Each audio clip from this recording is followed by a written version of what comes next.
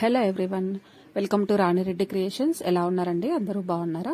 అందరూ హ్యాపీగా హెల్తీగా ఉండాలని మనస్ఫూర్తిగా కోరుకుంటున్నాను. ఇవాళ వీడియో ఏంటంటే ఓరియో బిస్కెట్స్తో కప్ కేక్స్ ఎలా చేసుకోవాలో చూపిస్తున్నాను. దీనికోసం ఒక బౌల్లో ఓరియో బిస్కెట్స్ని ఇలా చిన్న చిన్న ముక్కలుగా కట్ చేసుకొని వేసుకోవాలి. ఇప్పుడు వీటికి తగినంత పాలు వేసుకోవాలి. పాలు కొంచెం కొంచెం వేసుకొని కలుపుకోవాలన్నమాట.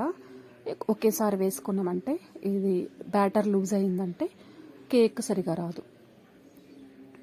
సో కొంచెం కొంచెంగా వేసుకొని మిక్స్ చేసుకోవాలి. లమ్స్ లేకుండా సాఫ్ట్గా కలుపుకోవాలన్నమాట. చూడండి, ఈ కన్సిస్టెన్సీ ఉంటే సరిపోతుంది. ఇప్పుడు ఇందులో చిటికెడంతా బేకింగ్ సోడా వేసుకుంటున్నాను. ఇది కొంచెం సరిపోతుంది.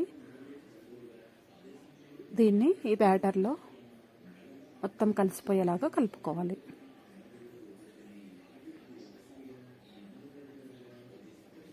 సాఫ్ట్గా వస్తాయన్నమాట. కేక్ చాలా బాగుంటుంది.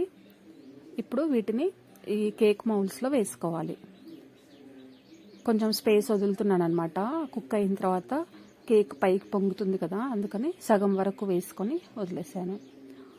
ఈ విధంగా మనకు ఎన్ని కావాలో అన్ని మౌల్స్లలో ఈ బ్యాటర్ని నింపేసుకోవాలి.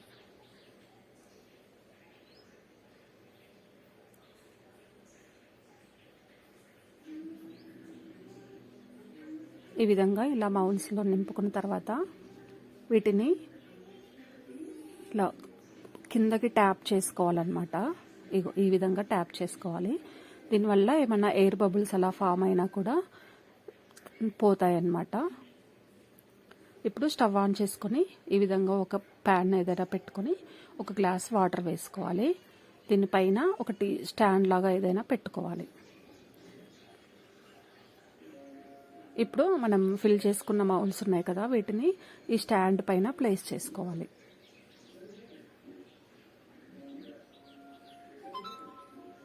దీనిపైన ప్లేట్ పెట్టుకొని ఒక 10 మినిట్స్ ఉడికించుకోవాలన్నమాట.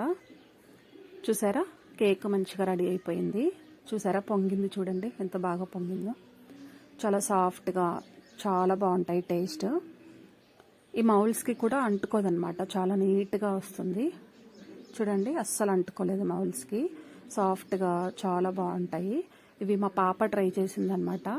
ఫస్ట్ టైం చేసినా కూడా చాలా బాగా వచ్చాయి. చూడండి ఎంత ఫ్లఫీగా సాఫ్ట్గా ఉన్నాయో. మీరు కూడా తప్పకుండా ట్రై చేసి ఎలా వచ్చాయి అనేది కామెంట్ సెక్షన్లో తెలియచేయండి. Thank you so much.